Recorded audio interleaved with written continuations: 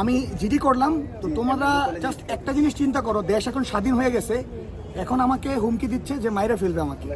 তো যখন দেশ যুদ্ধ করছি তখন কি অবস্থা ছিল। তো এইখানে যেটা হয়েছে, আজকে তাইম হত্যার বিচারের জন্য আসছি। আমি ড্যামরা থানায় আছি, একটু দেখাও।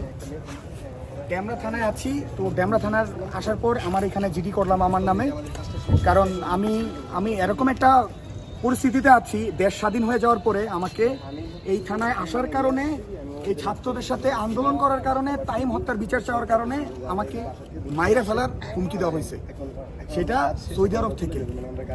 তো আমি জিডি করলাম। তো তোমরা জাস্ট একটা জিনিস চিন্তা করো, দেশ এখন স্বাধীন হয়ে গেছে, এখন আমাকে হুমকি দিচ্ছে যে মাইরে ফেলবে আমাকে।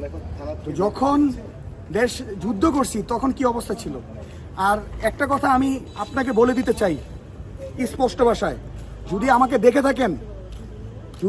দেখে থাকেন যেই কোনো জায়গায় এনি টাইম বইলেন, কতটুকু রক্ত লাগবো দিয়ে দিতে আসবো, কোনো সমস্যা নাই। সাথে আমরা একবার না 10 বার মরতে রাজি আছি, 10 বার এই দেশের জন্য। আমরা আছি কিন্তু এই যে আছি আমরা আছি।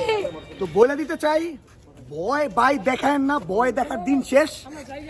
বাংলাদেশ স্বাধীন হয়ে গেছে। ধন্যবাদ।